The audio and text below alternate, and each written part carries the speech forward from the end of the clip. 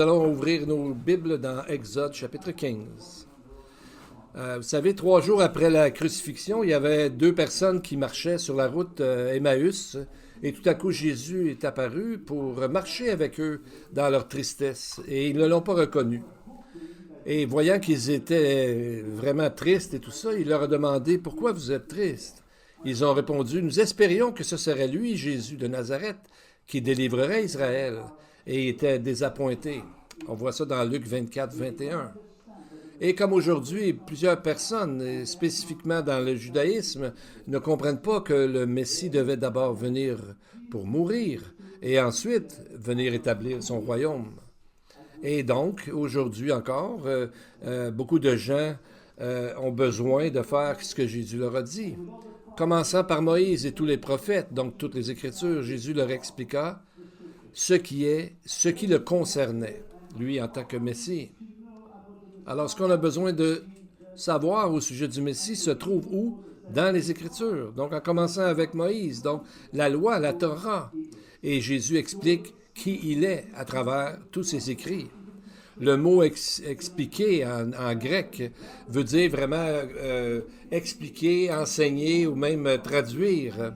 Et c'est après avoir tout passé à travers, si on veut, l'Ancien Testament. Et à ce moment-là, il leur a dit qui il était. Et donc, quand ils l'ont finalement reconnu, il disparut devant eux. Et là, ils ont retourné, c'était quand même une bonne marche, mais ils ont retourné à Jérusalem pour partager leur magnifique expérience avec les disciples. Quelle belle expérience, mais on ne peut pas vraiment refaire cette expérience-là, mais on peut, comme eux, ces gens-là, passer à travers la parole de Dieu. Il faut au moins lire la parole de Dieu entièrement une fois dans notre vie. Et on voit Jésus partout dans la parole de Dieu. C'est ce que Jésus vient de dire. Il a expliqué où il était dans toutes les Écritures. Donc, on a vu dans notre étude précédente qu'on a vu Jésus qui est un type de l'agneau pascal. Et ensuite, on a vu l'arbre qui a guéri, si on veut, les eaux à Mara. Et aujourd'hui, on va voir la manne qui vient nourrir les gens, les Israélites. La manne, on va voir qu'il le dit, Jésus, que c'est lui-même, que ça le représente aussi dans l'Ancien Testament, qui est venu. Jésus dit que la manne, c'est comme quand lui vient du ciel et est là pour soutenir les gens qui croient en lui. Et dans la section que nous allons voir, on va voir aussi, il va parler du sabbat, un temps de repos et de paix. Parce que Jésus a aussi dit qu'il était le Seigneur du sabbat. Donc, il a dit aussi qu'il était le rocher qui suivait le peuple à travers le désert pour leur donner de l'eau, entre autres. On voit ça dans les textes de l'Ancien Testament. On va voir ça plus tard. Et dans le Nouveau Testament, lui-même se révèle comme étant le rocher. Paul parle de ça, inspiré par l'Esprit de Dieu. Et on va voir aussi tellement de facettes de sa magnifique personnalité à Dieu et à travers presque chaque chapitre de l'Exode. Et spécialement dans la construction du tabernacle, on va voir des nombreuses facettes de notre Dieu. Donc, c'est ma prière que, comme Jésus a enseigné ces 2 personnes sur la route, qu'il marche avec nous pour nous enseigner tout ce qu'il est à travers toute la parole de Dieu. Amen. Et nous allons voir comment cette histoire se passe. Alors que, vous savez, il y avait un problème avec les eaux qui étaient amères et Dieu a dit à Moïse de jeter tel bois dans l'eau. Et à ce moment-là, l'eau est devenue sucrée, est devenue bonne. Mais ce qui est curieux, c'est que le mot qui est utilisé souvent dans la traduction, Dieu lui a montré un arbre. Mais tout partout ailleurs, 46 fois dans les Anciens Testaments, c'est plutôt le mot enseigner ou instruire. Donc, c'est pas juste qu'il a montré un livre, mais il y a un enseignement qui va avec cet arbre-là. Est-ce que Jésus montré à Moïse le plan final du salut qui commençait avec la Pâque, l'agneau pascal, et en illuminant, si on veut, tout ce qui arriverait avec la mort sur la croix. Ben, on ne sait pas, mais en tout cas, Moïse avait quand même une révélation directement de Dieu. Et nous-mêmes, nous avons la Bible pour voir toutes ces choses. Lisons le verset 26. Dieu dit, « Si tu écoutes attentivement la voix de l'Éternel ton Dieu, si tu fais ce qui est droit à ses yeux, si tu prêtes l'oreille à ses commandements et si tu observes toutes ses lois, je ne frapperai d'aucune des maladies dont j'ai frappé les Égyptiens, car je suis l'Éternel qui te guérit. » On voit ici les réponses, ce que nous devons faire pratiquement. Après avoir vu les miracles de Dieu, nous devons quoi? Écouter attentivement, de faire ce qui est droit, donc de faire accroître notre connaissance de Dieu en lisant la parole et d'observer toutes ces lois. Et le mot ici d'observer, c'est le mot qui est schéma en hébreu, qui veut dire écouter, mais surtout obéir. Il est dit dans le texte, si tu observes toutes ces lois, c'est comme si Dieu disait, si tu schémas toutes ces lois. Et quelle partie de la schéma que nous devons écouter? Eh bien, c'est écrit dans l'hébreu, le Kol à Jéhovah, la voix du Seigneur, c'est-à-dire sa parole, ses commandements, sa mitzvah, ses commandements, ses statuts, qui sont dans la Bible, ce qu'on doit savoir pour vivre pour Dieu. Et on voit qu'il y a une grande emphase qui est mise sur le fait de lire et d'étudier la parole. Comme on voit dans d'autres textes, il dit de garder ses statuts. En hébreu, c'est le mot « hok » qui vient du mot « hakak » qui veut dire de graver. Comme quand Dieu a dit « Israël, je t'ai gravé sur mes mains » Ésaïe 49, 16. Et c'est ce que Dieu fait. Alors, il nous demande, comme un exemple, de graver ça dans notre cœur, afin que ça ne s'efface pas, que ça demeure en nous, qu'on n'oublie pas. Et le résultat de tout ça, bien, on voit au verset 26, chapitre 15, il a dit « Je suis l'Éternel qui te guérit ». Voilà un autre des titres de Dieu, Yahvé Rophécha, celui qui te guérit. Il guérit physiquement, spirituellement, il reconstruit, il nous recrée les cœurs qui sont brisés et nos relations, et il nous transforme. C'est le mot métamorphose qu'on voit dans le grec. Comme Paul a dit en se servant de cet exemple, 2 Corinthiens 3, 18, « Nous tous, dont le visage découvert reflète la gloire du Seigneur, nous sommes transformés en la même image, de gloire en gloire, par l'Esprit du Seigneur. » Et le mot en grec non biblique, le mot est métamorpho. On reconnaît ce mot-là, la métamorphose, comme une chenille qui se transforme en papillon, par exemple. Donc, comme quand Jésus est monté sur la montagne avec Pierre, Jean et Jacques, le texte nous dit qu'il fut transfiguré et son visage brillait comme le soleil. On voit ça dans Matthieu chapitre 17, si je ne me trompe pas. Donc, on voit que sur le mont de Transfiguration, son visage brillait comme le soleil. Il a été métamorphosé en ce qu'il sera plus tard, lorsque nous le verrons. Exode 15, 27 maintenant. Qu'est-ce qui est arrivé ensuite? Et on va voir une belle image dans ce texte. Ils arrivèrent à Élim, où il y avait 12 sources d'eau et 70 palmiers. Ils campèrent là, près de l'eau. Voyez-vous les mots ici des eaux, des sources d'eau? Avant, on avait des sources amères, et là, on a des sources d'eau vives, si on veut. Et la même chose avec l'arbre. Maintenant, on a des palmiers. Et voilà, on voit le lien avec, justement, ce que Jésus, un jour, qui va donner sa vie et va ressusciter.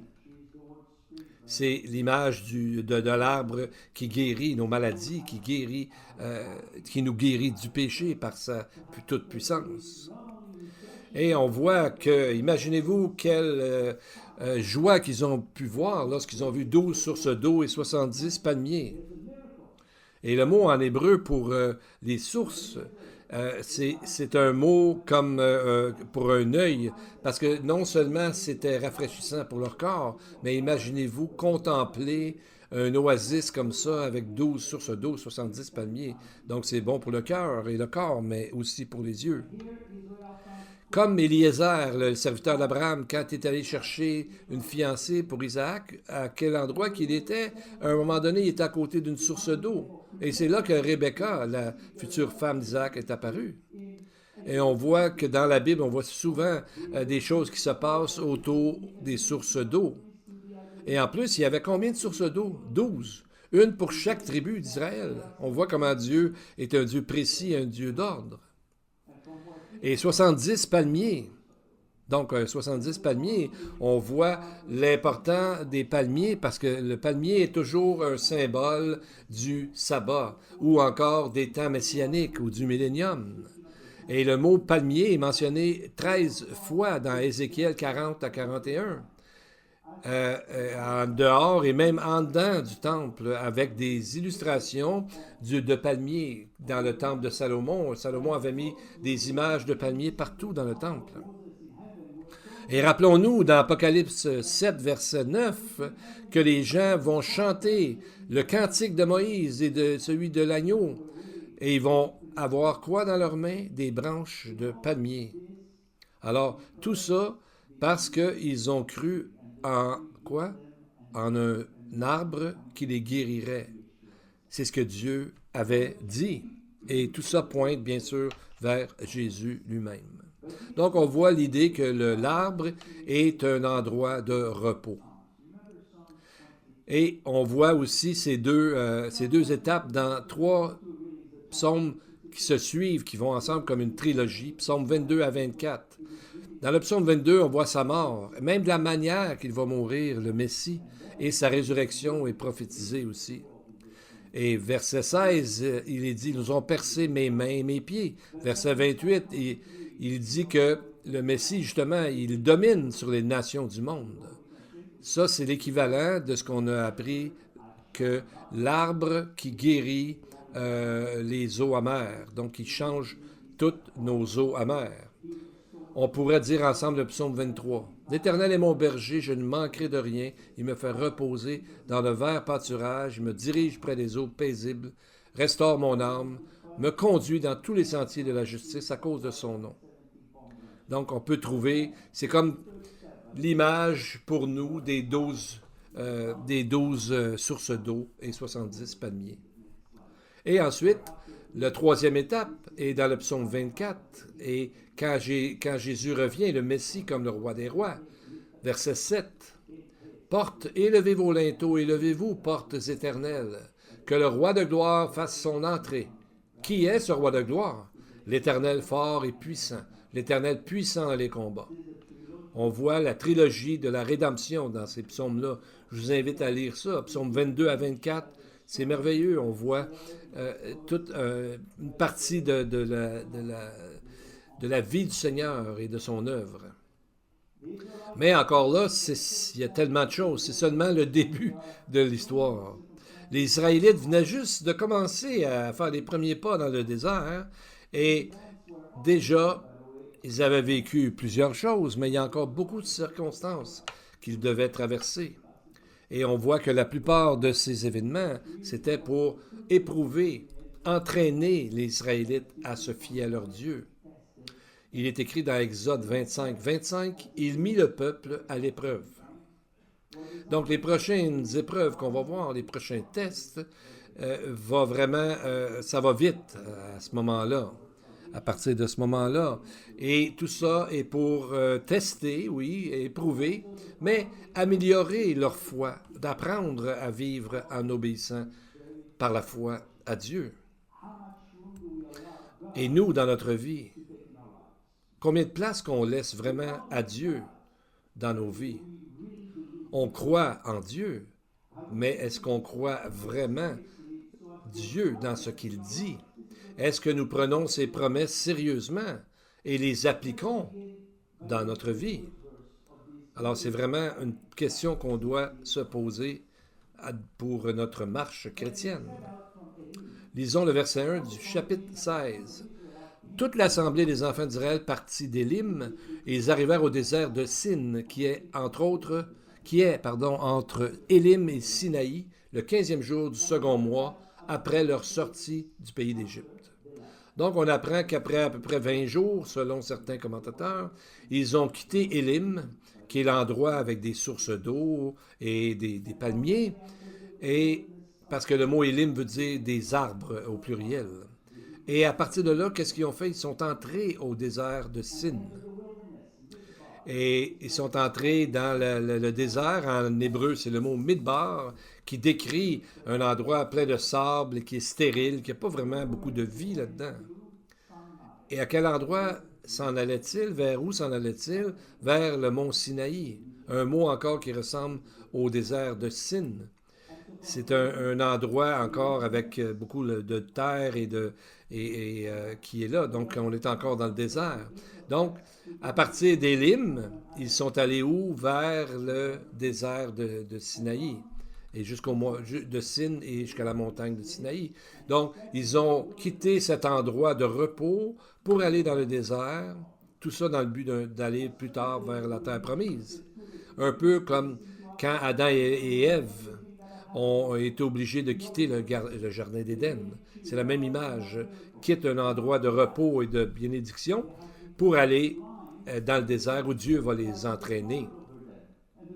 Et on voit que tout ça, malheureusement, dès qu'ils entrent dans le désert, ça commence à mal aller. On voit qu'ils ont commencé à se plaindre, à chialer, à murmurer, alors qu'ils venaient juste de quitter, là, quelques jours, quelques semaines peut-être, mais ils ont commencé à murmurer, à se plaindre, et ils voulaient retourner en Égypte, imaginez-vous. Verset 2. Et toute l'assemblée des enfants d'Israël murmura dans le désert contre Moïse et Aaron.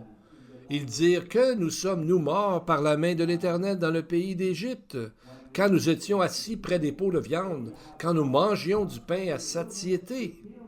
Car vous avez amené dans ce désert ce peuple pour le faire mourir de faim. On voit un changement drastique ici. Premièrement, on pourrait se dire, ben c'est bien parce qu'ils ne chialent pas contre Dieu, mais contre Moïse et Aaron. Ils ne voulaient pas chialer directement contre Dieu. Ils savaient qu'ils avaient appris ça, au moins. Mais on voit qu'il fallait qu'ils trouvent des boucs émissaires. Et ce qu'ils ont fait, ben, ils ont trouvé ces gens-là dans le leadership.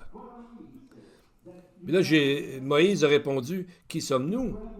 Que sommes-nous pour que vous murmuriez contre nous? » Verset 8, « Ce n'est pas contre nous que sont vos murmures, c'est contre l'Éternel. » Donc, en fait, Moïse, c'était pas son choix totalement d'aller là, parce que Dieu l'a appelé, vous rappelez-vous, il voulait pas trop y aller, il aurait mieux peut-être rester avec sa famille en Horeb. En fait, mais il voulait pas faire ce travail, il l'a fait, Dieu l'a aidé, mais qu'est-ce qu'eux font? Ben, ils se mettent à l'accuser. Ça fait penser à une image qui avait un jour un bétail qui traînait un chariot, puis il y avait beaucoup de bruit, les roues faisaient beaucoup de bruit. Puis là, c'est comme les animaux ont dit, « Hey, vous autres, pourquoi vous plaignez-vous autant? C'est nous qui faisons tout le travail, c'est nous, et non vous, qui devrions nous plaindre. » Voyez-vous, c'est un peu comme ça. Les leaders ici font leur mieux, ils suivent Dieu, mais le peuple, qu'est-ce qu'ils font? Ils chialent contre eux. Donc, le fait de se plaindre, ça ne fait rien de bon, sauf se tourner contre nous. Quelqu'un a dit, « Ne vous plaignez pas en parlant de tous vos problèmes. 80% des gens s'en foutent. L'autre 20% vont penser que c'est ce que vous méritez. Le chiolage ne paye pas. » C'est M. Mark Twain qui dit ça. Et dans le texte, on voit ce qu'ils ont dit et combien tout ça est exagéré.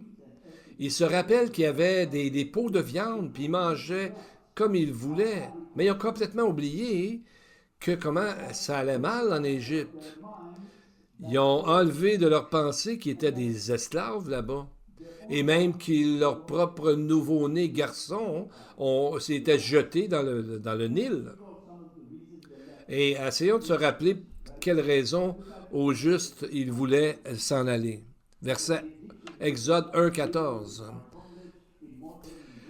Le texte dit que les Égyptiens leur rendirent la vie amère par de rudes travaux en argile et en briques, par tous les ouvrages des champs. Donc, c'était seulement il y a quelques semaines de ça. Ils ont déjà oublié qu'ils étaient des esclaves, que leur premier-né garçon était tué. Comme dans... On lit dans... Pardon, Exode 6.9, Moïse, l'angoisse et la dure servitude les empêchèrent d'écouter Moïse. Donc, dans leur esprit, ils étaient dans l'angoisse parce qu'ils se rappelaient seulement les bonnes choses, les pots de viande, etc.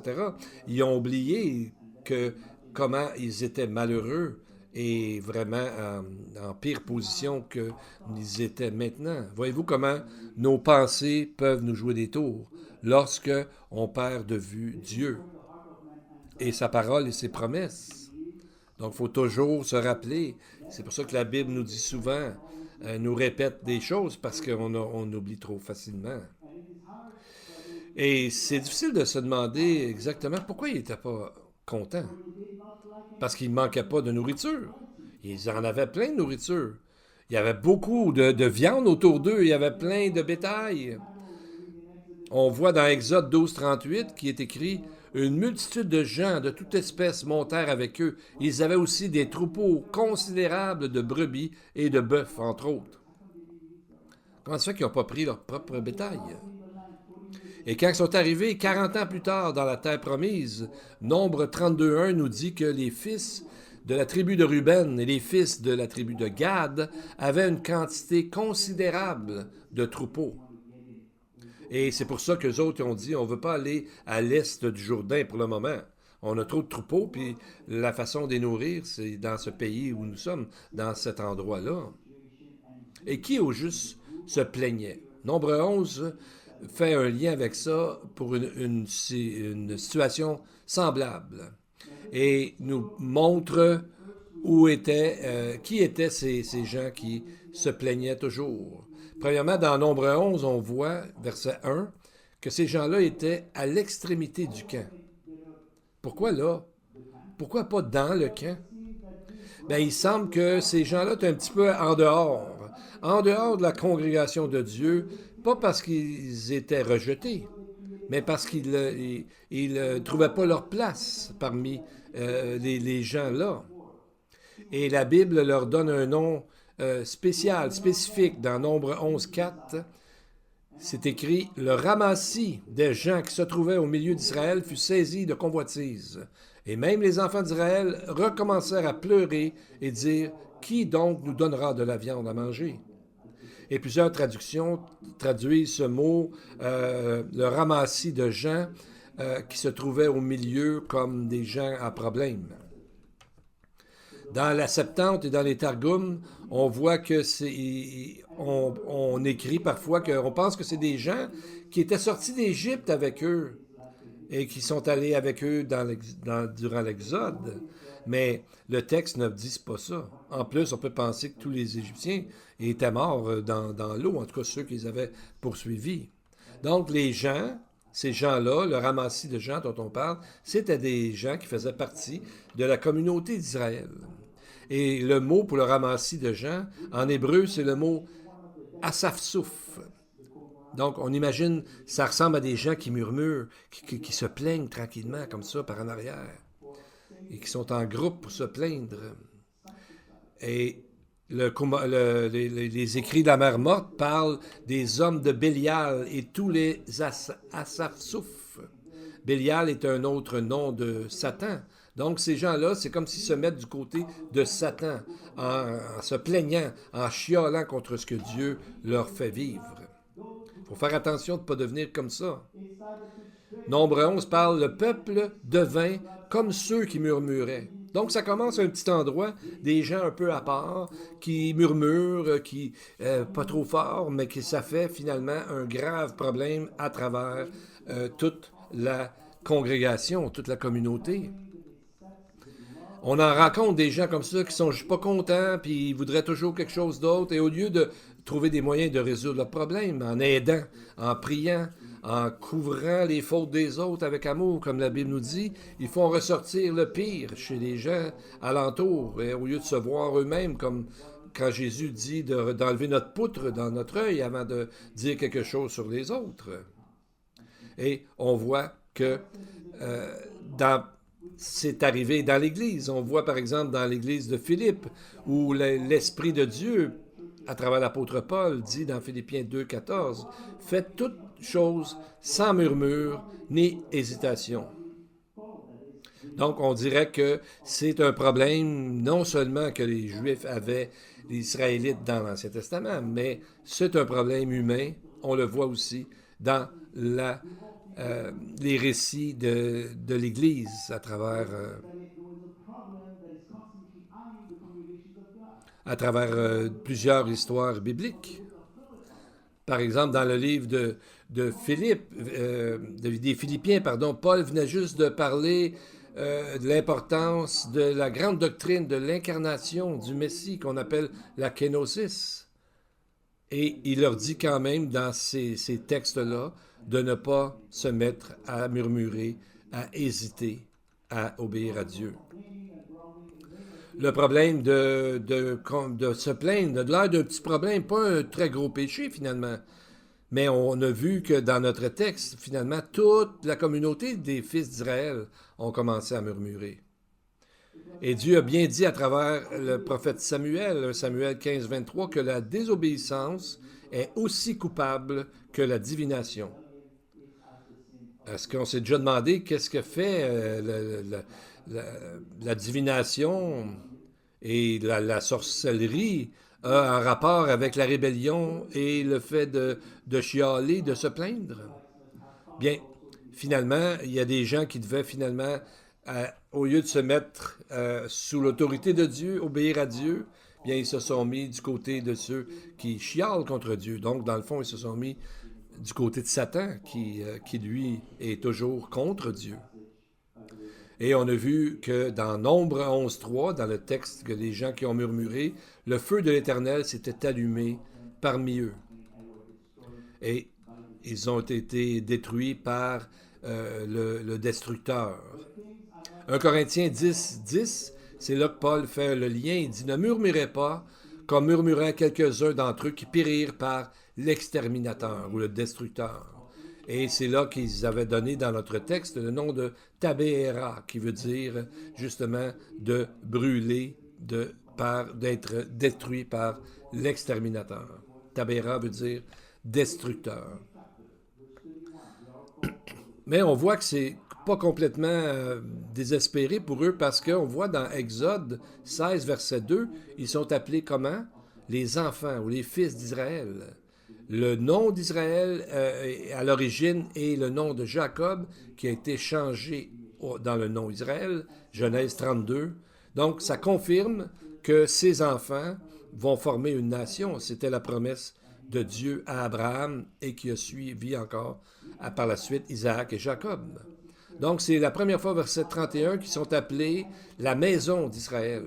Donc, ils sont là sous la protection de Dieu qui les a choisis, qui travaille avec eux pour les entraîner dans leur vie maintenant. Et on voit maintenant le verset 4, chapitre 16. Qu'est-ce que Dieu dit à ce moment-là? L'Éternel dit à Moïse, « Voici, je ferai pleuvoir pour vous du pain du haut des cieux.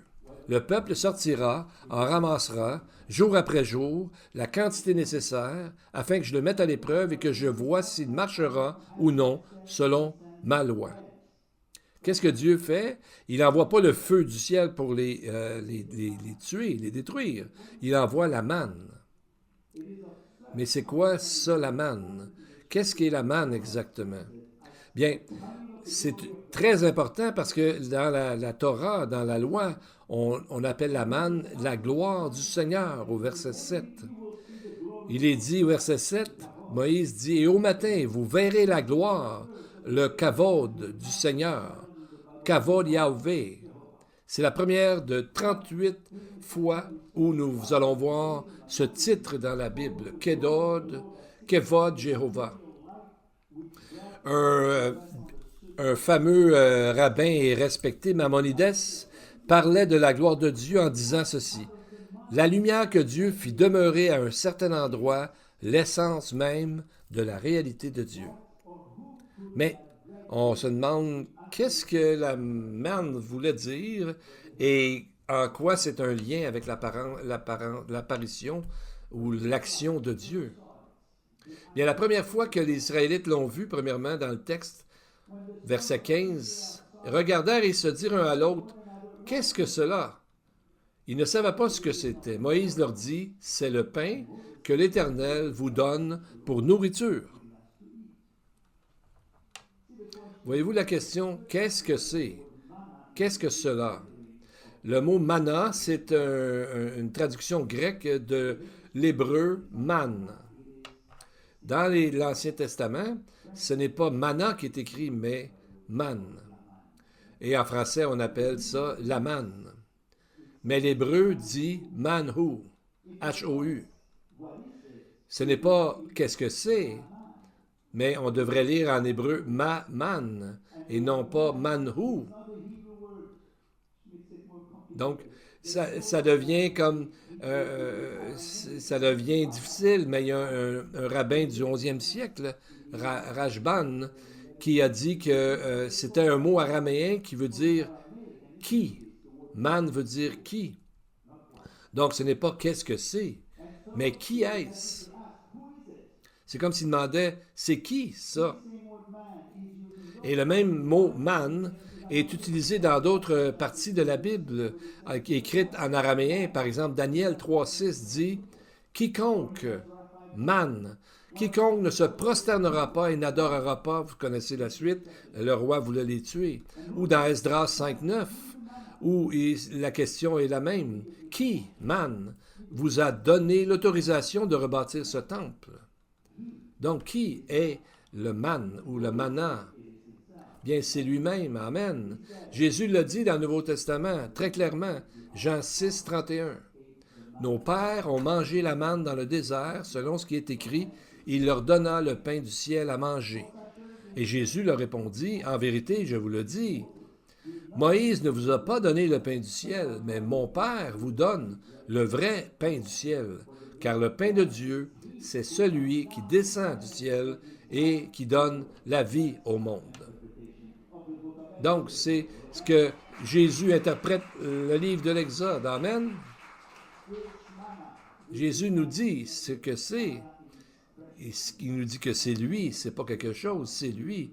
C'est une valeur qu'on ne peut pas mesurer. C'est une valeur immensément précieuse. Ça représente que Dieu pourvoit et dans tellement de façons que Dieu bénit, nourrit et fournit les choses essentielles à la vie physique, à la vie spirituelle. Donc, toujours, Jésus lui répond par la question « Qui est-ce? » Il dit « C'est lui. C'est celui qui descend du ciel, donc de lui-même, et qui donne la vie au monde. » C'est Jésus lui-même. C'est une des plus grandes illustrations de qui est notre Messie, Jésus. Donc, la plupart des gens voient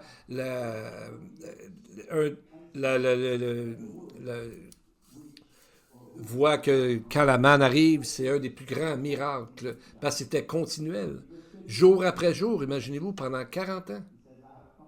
Voyez-vous, le verset 38, Jésus a dit, je suis descendu du ciel, non pas pour faire ma volonté, mais la volonté de celui qui m'a envoyé. Donc, dans ce même texte qu'on a lu, dans Jean 6. Et Jésus a dit, verset 50, « C'est ici le pain qui descend du ciel, afin que celui qui en mange ne meure pas. Je suis le pain vivant qui est descendu du ciel. Si quelqu'un mange de ce pain, il vivra éternellement, et le pain que je donnerai, c'est ma chair, que je donnerai pour la vie du monde. » Et voilà ici le plan du salut. Qui croit et mange le pain du ciel, c'est-à-dire, c'est une image de quiconque croit en Jésus va vivre et ne mourra pas. Donc, c'est vraiment l'image qu'on voit dans ce texte que Jésus fera plus tard en offrant la vie éternelle suite à sa mort et bien sûr à sa résurrection. Bien, rappelons-nous premièrement que le langage qu'il parlait à ce moment-là, c'était en araméen.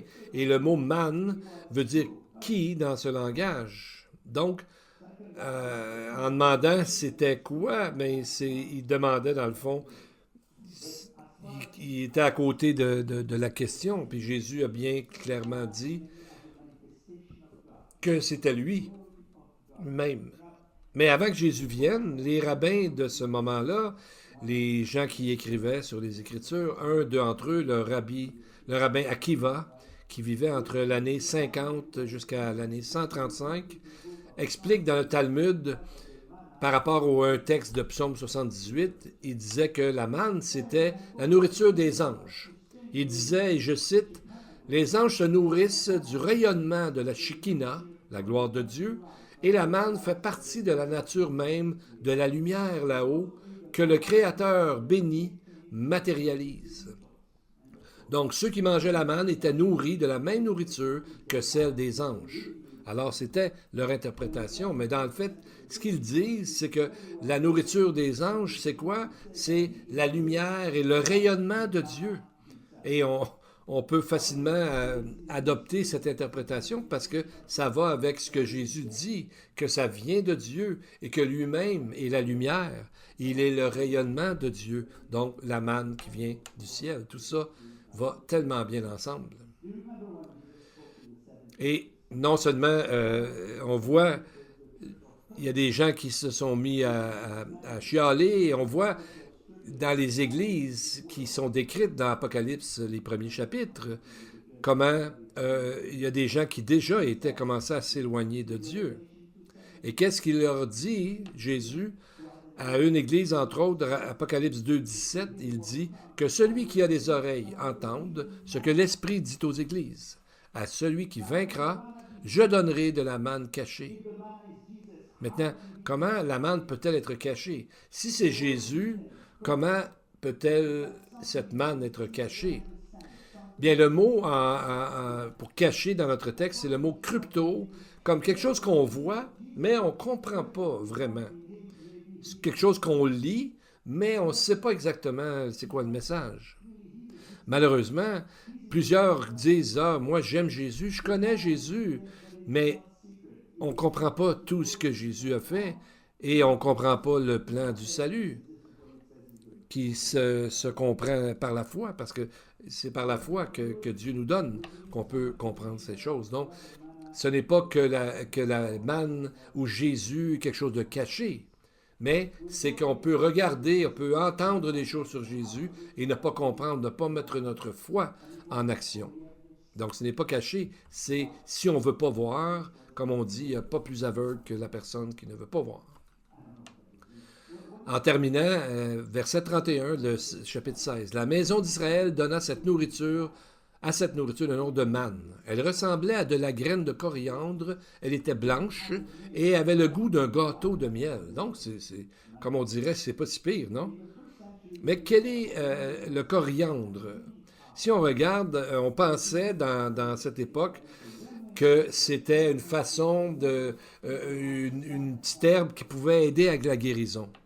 Dans le premier siècle, il disait « Une femme enceinte qui mange de la coriandre aura des enfants gras et en santé. » Je ne suis pas sûr que c'est vrai, mais ce qui est vrai, c'est que la coriandre est quelque chose de précieux et les Hébreux, ce mot vient de quelque chose qui veut dire séparer, de couper, de changer, de ne pas mixer ça avec d'autres genres de nourriture. Et c'était une nourriture importante parce qu'ils ont vécu grâce à ça pendant 40 ans. Nombre 11 nous dit qu'elle avait l'apparence du bédélium. Bédélium, dans la Bible, c'est une pierre précieuse qui est un cristal, un peu comme un diamant. Donc, c'est quelque chose de très précieux.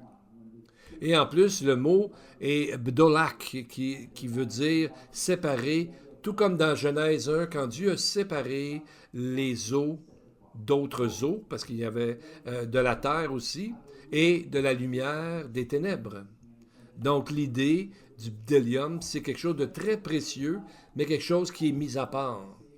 Donc le bdellium et le coriandre, c'est quelque chose qu'il faut voir le lien avec Jésus, qui est la manne qui descend du ciel. Et qu'est-ce que ça avait, quelle apparence ça avait pour eux? C'était très beau. Lisons le verset 13-14. Au matin, il y avait une couche de rosée autour du camp. Quand cette rosée était dissipée, il y avait à la surface du désert quelque chose de petit comme des grains, quelque chose de menu comme la gelée blanche sur la terre. Donc la manne elle-même était comme couverte de 2 couches de rosée. On voit ça dans le texte. Donc un peu comme un des rabbins dit, c'était comme un magnifique sandwich. C'était comme entre les deux, vous savez. Il y avait une couche de rosée, puis quand la rosée était dissipée, il y avait comme des grains qui étaient là aussi, comme sur la terre.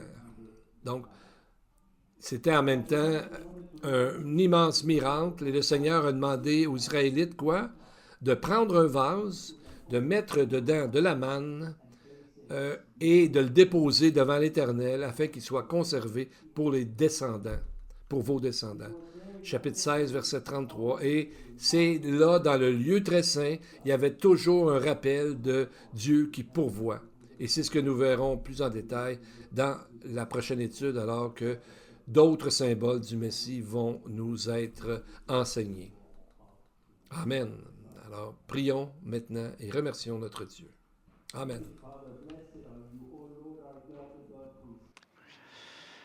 Heavenly Father, blessed are you, O Lord our God, the God who is great, powerful and revered, the God most high, the Lord of heaven and earth, our shield and the shield of our Father, the God who increases our faithfulness. And Heavenly Father, you are eternal, you are unchanging, and your love is completely steadfast and faithful. And this to us, Lord, is so comforting. Thank you, Lord, for your word, for your Ruach HaKodesh who guides us through our journey here on earth. May the one in whom we have redemption through his blood, the forgiveness of sins in accordance with the riches of his grace, lavish on us all wisdom and understanding, just like you promised, Lord, so that we might keep all your word in your heart, in our heart, that is. And to the congregation, the Lord bless you and keep you. The Lord make his face shine upon you and be gracious to you. The Lord lift up his countenance upon you and give you peace. In Yeshua's name, amen. May the Lord bless you. Oh, Jerusalem, I have set watchmen, I have set watchmen on your walls, O Jerusalem, who shall live?